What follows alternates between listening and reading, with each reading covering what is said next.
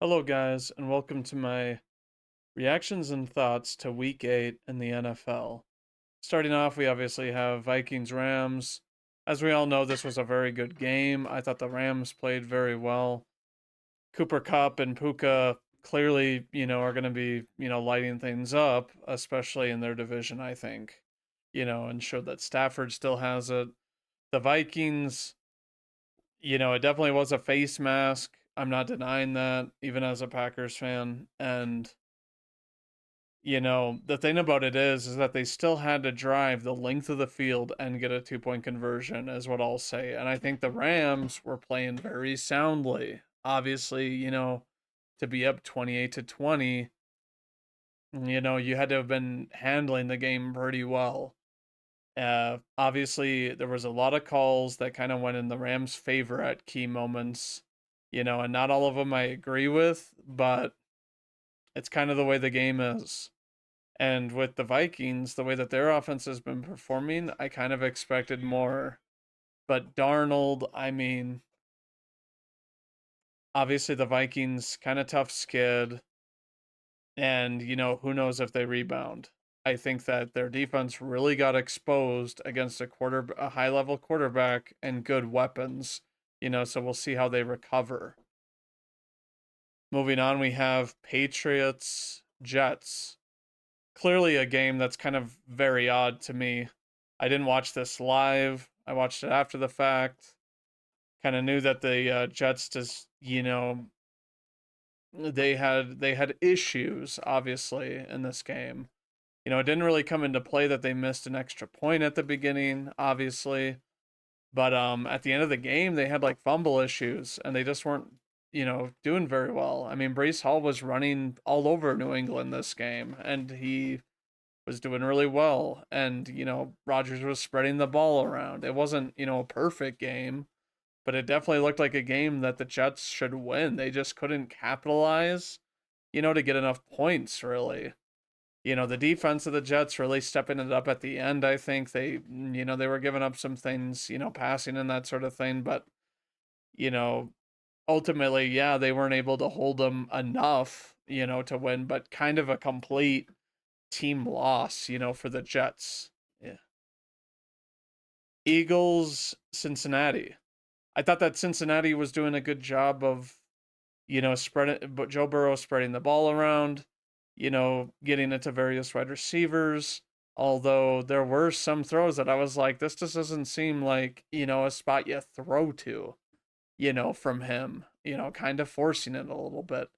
The Eagles, obviously, like a lot of tush push touchdowns, which, to me it's like, I get that you can do this type of thing, but it's like teams just need to find a way to really strategize around, the tush push, in my opinion. I think that, there have been some teams that essentially send a guy to kind of leap the pile, which I think is what's needed, but ultimately if you're kind of relying on this to score, you know it's kind of mad to me because you have a guy like Saquon who you think that, will be able to get it. And I mean, it's definitely a higher percentage to do tush push, but I didn't really like, I guess, how Jalen played this game. It's not like he played really lights out for them, scoring 37, but it's like, ultimately, I think Cincinnati's defense kind of fell through and just ended up giving up a lot of points, to be honest with you, and a lot of big catches. Moving on, we have my Packers having visited Jacksonville. Obviously, I kind of knew this was coming. The defense had let up an astronomically low amount of points in the second half, and clearly this game they had a couple of injuries like Jair Alexander, Evan Williams, who's been a rookie who has kind of solidified himself as a playmaker and a clutch player, making key plays at key moments. And I think that when that happened, they had to switch up what the defense was running, what they were doing, and it affected really their the way the defense played, like the chemistry. And obviously Jacksonville comes close. Jordan Love also had a groin. I still thought he threw pretty well, to be honest with you, even though he was dealing with that the whole game, which, obviously when he was coming back from his, previous injury, you could tell that it was kind of affecting him, that he had some outlandish balls, but with the groin, I mean, it wasn't really affecting him too much. But yeah, Malik Willis comes in and Josh Jacobs kind of just takes over. And McManus, obviously, a crazy acquisition already that he's made 2 game winners. And obviously this one wasn't really to go ahead, it was to break the tie. So, I mean, you could say less pressure, but you know that he doesn't want to disappoint, and I'm sure he knows like the situation of what the kicker situation was, before he arrived, so he probably knows that it's like, oh, I don't want these fans, ultimately, kind of crucifying me type of thing. But overall, I think, the Packers really good offensively, nothing crazy, but, you know, it kind of did what they wanted to against the Jacksonville defense, and just stalled out at times. But a good win, and go Pack go. Looking at the Lions and the Titans, I thought this was really interesting because they were both tied 14 apiece. At one point, early in the second quarter. And ultimately, I think that what happened was, Tennessee just got so much momentum taken away from them from special teams. Their special teams, I can't tell you a game recently that I remember where special teams just flat out failed the team. And it's like, Mason Rudolph was playing well, to me, and Calvin Ridley kind of had a game where it's like, oh, he's doing pretty well, and they were even able to run the ball, not crazy good, but pretty well with Tony Pollard and Julius Chestnut. But looking at this game, I think just ultimately it got away from Tennessee because of just too many big momentum swing plays. The Jahmyr Gibbs run, obviously, and it's like, but Goff, he barely did anything. He threw for 85 yards, which it's like, it's crazy to say, with how much they've been lighting it up. And I mean, they still lit it up this game, however many games with 30 or more points. But this kind of, gives me a little bit of hope, going into next week as a Packers fan, just because, the offense clearly wasn't clicking, as high, as it could have been, but they were forcing turnovers. And I think that that's one thing that the Packers have done well is like, besides, Love, I guess, having a lot of interceptions, I think that, the rest of the team really hasn't, turned the ball over that much, so it gives me a little bit of hope, knowing that they just weren't, driving down the field and able to score at will against, a secondary that is pretty good. But props to the Lions. I mean, they dominated special teams. Let's see if it keeps on happening. Falcons, Buccaneers. I thought the Buccaneers actually, despite it being a loss and that there's no moral victories in the NFL, I think that they did really well with their wide receivers. I liked what Trey Palmer did. Obviously, Baker, this is a game with multiple interceptions that did end up costing them. Obviously, a couple of those picks, and then, they could have potentially had field goals off of, and this was a 5-point game. So looking back at it, I'm sure he's, mad at himself. He's thinking, like, if we had those 6 points, we win by a point against a team that, Kirk threw for 500 yards the last time these guys played. But, overall, I thought that, they got a good amount of pressure on Kirk. I thought that Kirk, had a decent game. I thought that Atlanta, their defense kind of, played worse. They made plays when they needed to, don't get me wrong, but they didn't play as well as I thought they would have against a team that doesn't have Godwin or Evans, their top 2 wideouts.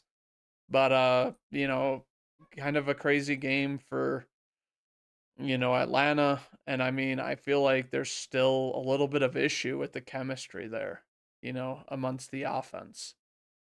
Going on to Cardinals, Miami. This kind of was a coming out game to me for Harrison. I thought he did very well. I think him and Kyler are starting to be on the same page. I think Kyler Murray did really well, moving around, avoiding sacks, and ultimately, taking care of the football. Tua definitely looked really good. I liked what he did. That run where he slid, I thought that was, it's what you want to see after he comes back from a concussion. A-Chain did really well, but it's kind of crazy. This game came down to whoever had the last possession. And, the Cardinal defense ended up kind of playing a lot better than I thought they would against, a high flying Dolphins offense. That obviously they scored a good amount of points, but just their defense didn't hold up as, well, which to me has been the issue with the Dolphins. Browns Ravens. I didn't like the way Lamar Jackson played in this game. He was throwing a lot of risky balls. Didn't have an interception, but it's like he threw a lot of risky balls, still kept him in the game. And Derrick Henry, obviously, they didn't really rush it with him a ton, even though he had 73 yards, and a 6.6 average and a touchdown. But, ultimately, I think the Ravens had a chance to close the game, too, and Kyle Hamilton didn't pick off Jameis Winston. And they didn't really run it with Nick Chubb on, Cleveland. If you had told me that Cleveland was going to beat the Ravens with passing, I would have, it's kind of crazy. Winston, the pick machine, throws for over 300 yards and 3 touchdowns. Did a really good job, outdueled Lamar Jackson, which, you wouldn't have caught me saying before the week. But, maybe this is the spark that the Browns need. They played a pretty sound game. They got to Lamar. They were pressuring him a lot, but that's what I expect from this defense because they are really stacked in a very good unit. But yeah, kudos to the Browns. I never would have seen this coming, before this week. Obviously, you'd have to be crazy to have bet on the Browns. Texans, Colts. Now, everyone knows at this point that they've declared Flacco the starter on the Colts. Anthony Richardson, 10 of 32. I think it's absolutely wild to me that they actually did bench him, to be honest with you. You'll look at this game, and the Colts defense plays well enough for them to win. Very, very well. Diggs obviously goes out and he has an ACL tear. But Stroud, I mean, he was doing pretty good. He was passing, he was passing the ball, but they weren't able to really get touchdowns and capitalize all too much. And ultimately they win, in my opinion, because Richardson throws that pick before the half when it was a 3rd and 3 and they were deep in their own territory. And it was essentially like, oh my goodness, yeah, we get, the dream scenario for a Texan defense. And then the offense gets a touchdown because of it. And it's crazy to me. I think Richardson, even though he only completed 10 passes, you can see that he throws a beautiful ball and he's clearly could be a crazy talent. I remember when he was about to take a sack and he just shoved the guy off of him. How many quarterbacks can do that? Not many quarterbacks have the strength, the size, and then it's like afterwards, obviously he didn't get away or anything like that, but it was crazy to me. But I think I understand why the Colts are doing it. Flacco, they have good enough weapons on the Colts, underrated weapons according to, most and that sort of thing. I don't think many people consider the Colts weapons, elite or anything like that, but they all perform well as a unit and they're good wideouts that they got speed, they got size, and I mean, they're a good unit. And I think if their defense keeps playing like this, they can win games, with consistent quarterback play. Like it's that one interception, which was a huge Cardinals sin that loses the Colts the game essentially at the end. And them, not being able to get down for a field goal is just the inexperience of Richardson and the inexperience of, a young quarterback, which is why he needs more playing time. I think they shouldn't have moved on to him. I think it was kind of shocking, but I think some of it does come down to the fact that he kind of created a rift with his team by like yelling at some of his teammates. And it's like you've got to be able to take accountability as a leader, and a QB has to be a leader. So, maybe it's a benching where they're trying to humble him a little bit. But who knows? Only time will tell with Richardson. Looking at Chargers and Saints, obviously, Chargers Saints, the Chargers, just controlled this game. I think the Saints, they just, they got weapons back. I think Kamara, played fine, but I think that they kind of lost that spark and that, I think that Harbaugh is trusting Herbert a bit more. They rushed it a little bit less, this game. And I mean, it was a little bit more balanced, but you'd think a team that was winning like this, they would rush it a bit more. But Herbert with 32, 2 touchdowns, throwing dimes. I think they do have good weapons that can catch the ball and they can do contested catches. Adam McConkey's the man, and the Chargers, they need to keep this up so they have a playoff chance, since they're more than likely going to be a wild card looking at the Chiefs. Bills Seahawks. Ugly. The Seahawks having a crazy number of just mishaps at the goal line. I get that there was pouring out and whatever else, and that sort of thing, but it's like you wouldn't have guessed that with the way the Bills were playing. But goodness gracious me, like the problem with the Seahawks is that they cannot run the football. This is a team that with their defense and that sort of thing that I think that, their defense was playing well, but you're going up against Josh Allen. Josh Allen maneuvering around, getting guys open, zipping them the ball and that sort of thing, giving Coleman a number of chances against Rick Woolen, to get touchdowns, but ultimately Seattle just they imploded incredibly hard. And don't get me wrong, Allen made plays, but it's like it's a lot easier when the other team is just completely stagnant on offense. And, goodness, Seattle has a lot to clean up before next week. Commanders, Bears. Obviously, everyone had been waiting for this game. And it was kind of wild. The Commanders, in my opinion, they controlled this game. And it's like the only things that brought the Bears into this, in my opinion, was the Swift run, which obviously was, incredible. He was seemingly the only one to me that was really putting it out on the line, saying, hey, I'm going to will this team to victory. And then a bad PI, in my opinion. Some good acting by Keenan Allen. And don't get me wrong, I don't blame him, but it was a bad call. And then you look at the no call earlier in the game on Washington where, Scary Terry's running and the guy's grabbing onto his glove. It's like if anything's any more obvious than that, like it's insane to me.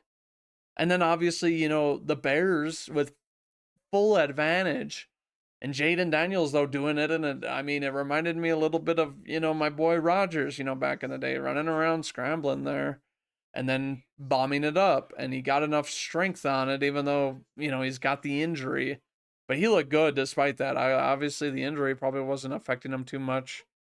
They played he may not play just to probably catch the Bears off guard, but the Bears, they played a good game. Defensively, they weren't giving up a ton to Washington. But, Magic in the nation's capital and, a blown defensive coverage. And then I just don't like it that the Bears threw Stevenson under the bus.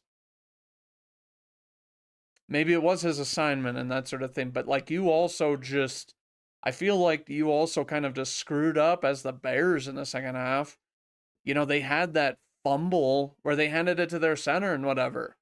And it's like, I don't know. It just seems, like it was really bad, calling on the Bears side in the second half for whatever reason. Even though, Swift was bailing them out. But, gosh, I don't understand it. And I'll say this. I think this goes back to what I've said about Caleb, is that like he hadn't played that good of a defense. And then he goes into this game and he has, the same amount of completions, as Anthony Richardson, who just got benched. And they're not going to bench Caleb. But they don't have a veteran backup that they know can produce either. But it's like, to me, I still just don't. I mean, even I can't be the only one thinking this, but like Caleb, they only schooled a couple of really bad teams before the bye, and then they have this. They're coming off of a bye, and Caleb's just missing throws. I just don't see it from him.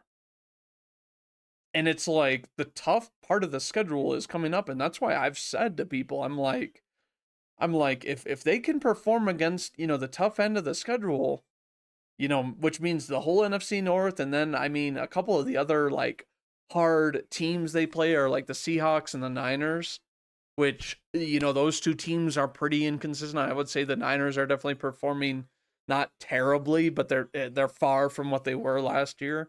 But it's like, who knows what's going to go on with the Bears, and I think it's going to be really telling the end of the season. Moving on to Broncos-Panthers. The Panthers, Bryce Young back, I thought he made some nice throws. I thought he looked, not as, bad as he had been. And I think that, they did it with, virtually, very, very minimal run game. And, Bryce Young had a couple picks, that were bad, but it's like it's his first game back in a while, and it's like, to me, the same thing remains, is that he doesn't have good protection or good weapons. I think Xavier Legette, I think he's got potential to be a good weapon, but it's hard when you don't have an O-line. And it's like the Broncos aren't a slouch of a defense either, and he was making, some plays.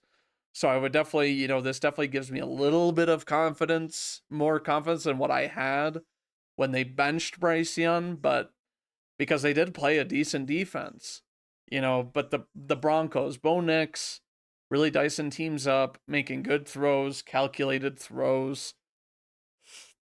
And then even, the Broncos getting really creative on offense, which I love. It looked to me like they kind of didn't like their own sort of, Lions imitation of offense, which, is funny to say because Peyton's so much older than the Lions OC, offensive coordinator, but it looked a little bit like, you're looking at the AFC version of the Lions, at least for this week, or they stole the Lions mojo. But props to the Broncos. I think, they're really competing with the Chargers for that number 2 spot in the division at this point. Chiefs Raiders. I'll be real, it was crazy to me. The Chiefs could have lost this game. Mahomes wasn't, as he made some like good plays, but it was one of those things that it's like the Raiders ended up kind of giving up a lot of points where he scrambled to the right, which is always the thing with him, and everyone knows it, but still it's hard to stop. The Raiders, they played well enough, passing. They didn't have a lick of, running attack against this team. The defense of Kansas City, obviously the reason they win. But like the Raiders, I mean, they put up way more points than I thought they would have. Minshew played really well despite, getting sacked 5 times against, what's arguably the top defense in the league. And I actually would say that because they're the reason they're winning games. But yeah, the Raiders, I mean, they looked a lot better than I'd ever expect against Kansas City. But, props to Kansas City. They make it out of another game with the win. And I think the D-Hop pickup was definitely smart. He still has plenty of talent. A lot of people saying he's washed. Nah, he's not. But props to that pickup and him instantly producing on that team and giving Mahomes a second option besides Worthy at wide receiver. Obviously, they have Kelsey and, Noah Gray is a baller too. 49ers Cowboys. The Cowboys, Dak sucks as far as I'm concerned. He is not a good, QB. He really collected his bag and then he's like, oh yeah, I'm checking out. I'm not gonna play. I'm not going to do diddly squat. They have to play Ezekiel Elliott. Ezekiel Elliott, oh my gosh, yeah, he doesn't hardly do anything. Delvin Cook gets yards.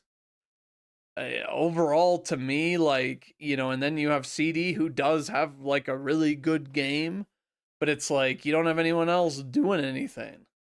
Everyone else 50 yards or less. And it's like you're given, 17, you're given almost half of what Prescott threw to CD, which I get, but I don't. You need to develop some sort of a balance, or you're going to get, CD hurt or something.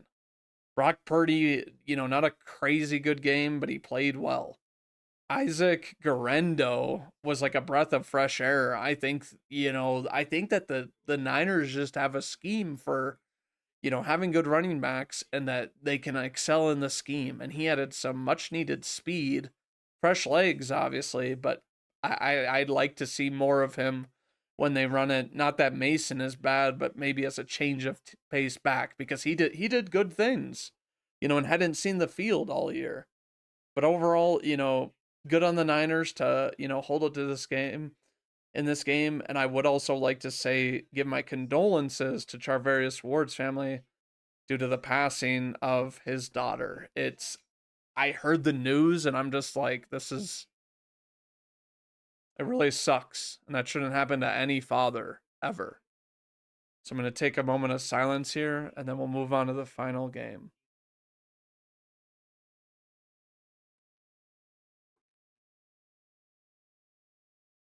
Steelers Giants. I'm not going to lie, this was kind of a boring game in my eyes. A lot of people thought that like Russell Wilson played a pretty good game. All I was seeing was dump passes most of the game. And then don't get me wrong, in the second half, don't get me wrong, in the second half, he starts throwing it deep to like Pickens and, Van Jefferson and that sort of thing. But it's like, here's the crazy thing.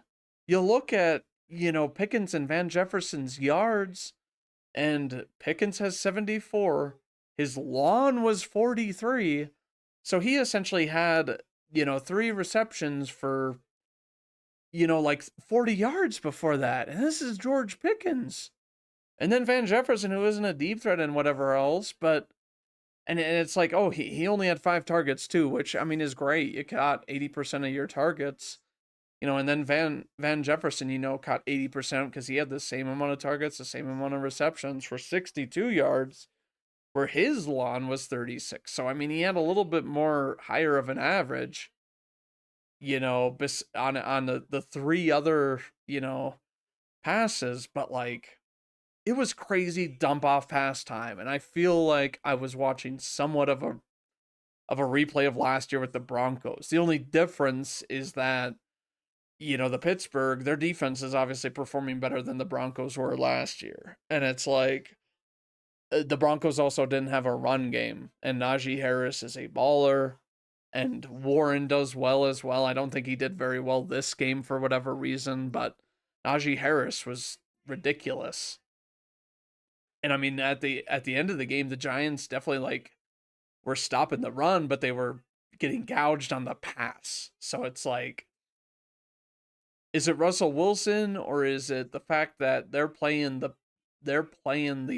run more and you're getting these one-on-one matchups and you just can toss the ball up? Because I mean, even on a couple of the incompletions to me, Russell Wilson did not put the ball in a good spot, a catchable spot. So it's like, is he just getting lucky on some of these? I'm not convinced.